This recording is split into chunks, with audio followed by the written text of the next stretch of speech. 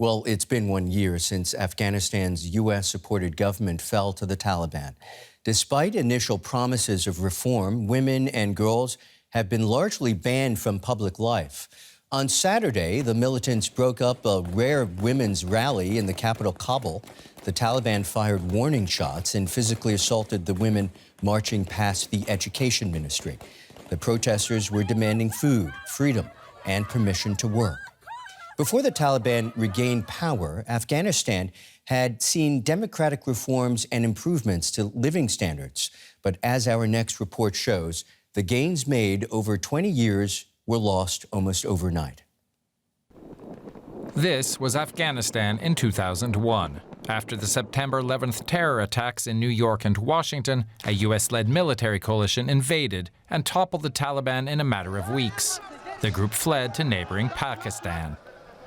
The U.S. and its allies introduced democratic reforms, helped set up elections. They kept tens of thousands of troops in the country to provide security and spent billions to build up infrastructure and education. But much of the money did not go where it was supposed to.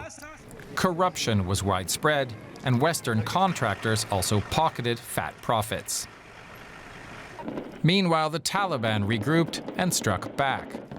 It waged a campaign of terror attacks, including truck bombs and suicide bombers that killed thousands over the years. Elections in 2014 turned into a stalemate. The U.S. had to negotiate a settlement after the competing parties refused to agree. In the end, Ashraf Ghani, seen here on the left, was declared president. But the Taliban's attacks continued to destabilize the government, and the group started taking territory. By the end of the decade, it controlled much of the country. In 2020, U.S. President Donald Trump fulfilled a campaign promise to pull U.S. troops out of Afghanistan. A deal was made, but Trump's advisors convinced him to keep a small force in place. When Joe Biden took office in 2021, he finished what Trump started, announcing a complete withdrawal.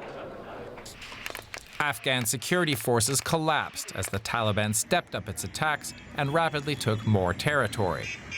On August 15th, the group finalized its takeover by capturing the capital, Kabul. Scenes of panic and chaos played out as people massed at the airport, desperate to flee. Some made it out, many did not. The U.S.-led occupation and the experiment in democracy was over, and the Taliban, after 20 years, was back in control. For the latest, we're joined by journalist Franz Marty, who's in the Afghan capital, Kabul. Franz, Monday marks 1 year since the Taliban regained control of Kabul, completing their takeover of Afghanistan. You've seen for yourself how conditions have changed over the past year. What impressions stand out most? The most outstanding changes are that before there was a war on many fronts. Main roads were dangerous to travel, a lot of explosions of mines or suicide attacks, a lot of fighting between army, police and insurgents. This has largely stopped, not completely. There are still attacks going on, but way fewer than before.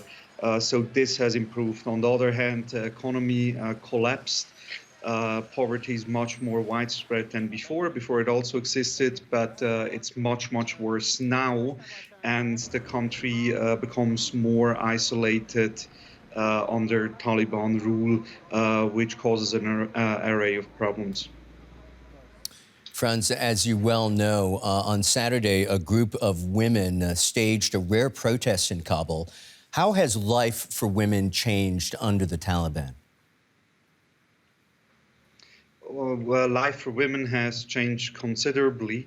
The most severe restriction is arguably the closure of girls' secondary school.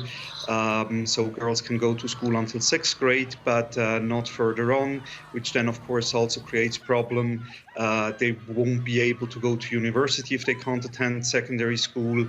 They will have trouble to find a job. There have been restrictions in women working in certain workplaces, with the Taliban claiming it has to be separated or the right conditions have to be set. If and when this will happen, no one knows. And women have been sliding out of public life. The Taliban have also announced that women have to be wheeled, but so far it has not been strictly enforced. The Taliban, of course, are an insurgent force. Have they been able to maintain a functioning government? This depends on the way you describe functioning. For example, one has to keep in mind that already before, the government was mostly dependent on international organizations and aid organizations to provide public services. The Taliban continue to do that to some extent. They manage, but to a large extent, it has become more difficult due to an array of reasons, including Taliban interference into aid, but also Western sanctions against the Taliban. That is journalist Franz Marty in Kabul. Many thanks, Franz.